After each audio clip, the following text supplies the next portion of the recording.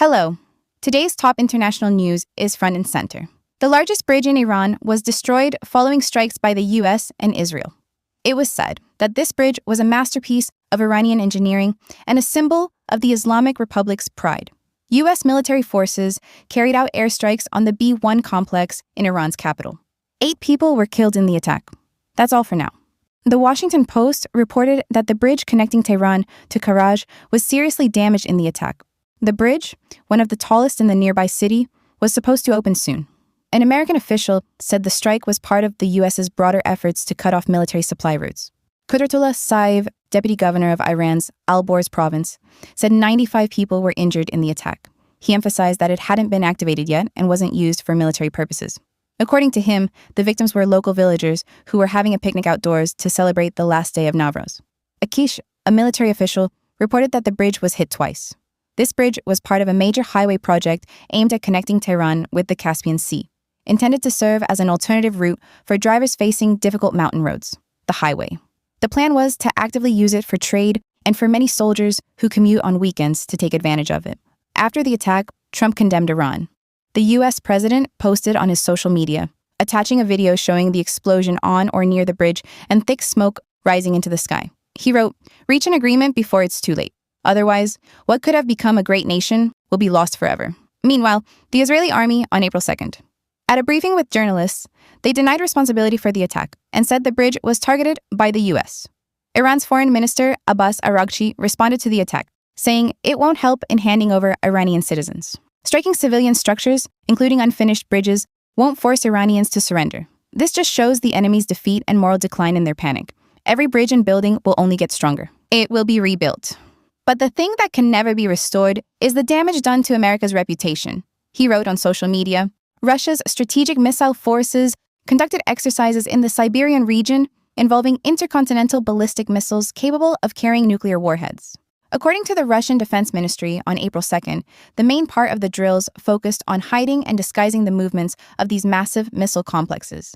The ministry reported that the unit's personnel practiced skills in the field for hiding the movement of mobile surface-to-air missile systems from enemy observation and using various camouflage techniques. Additionally, during the exercises, they carried out rapid response actions against simulated enemy attacks and implemented measures. They regularly hold these exercises to check the combat readiness of their strategic nuclear forces. Because of the fighting in Ukraine, these military drills with NATO countries are also meant to send a clear warning signal to Western nations. Be a little more serious. Emmanuel Macron criticized Trump, saying that the claim of opening up by force isn't true. French President Emmanuel Macron. In his statement on April 2nd, he said the idea of opening the Strait of Hormuz through a military operation is totally unrealistic. He also mentioned that the White House is frustrated with the conflicting statements from U.S. President Donald Trump about a potential war with Iran.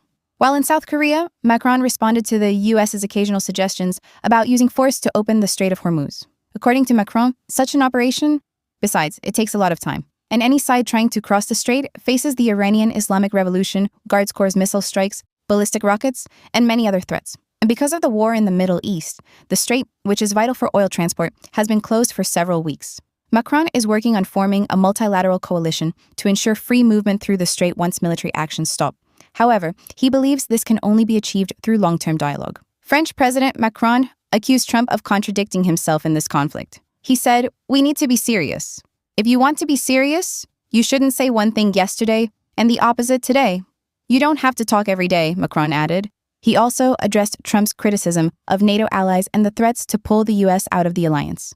According to Macron, the U.S. president is sowing doubt about his commitments to the alliance, which undermines NATO, is weakening. Macron said he doesn't want to comment on the war that the U.S. and Israel started on their own.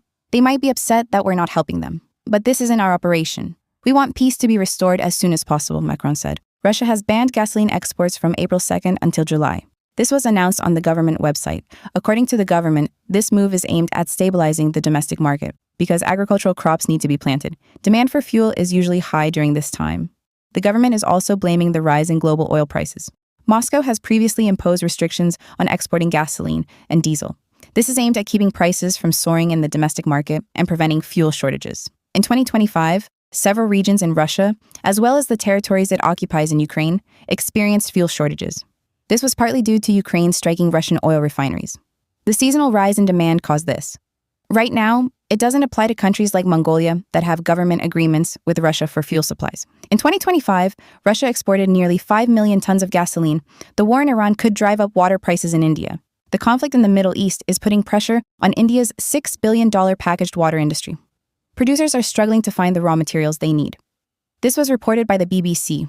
About 15% of urban households and 6% of rural ones rely on bottled water for drinking. In many parts of India, especially during summer, water shortages, groundwater pollution, and health issues increase the demand for clean water.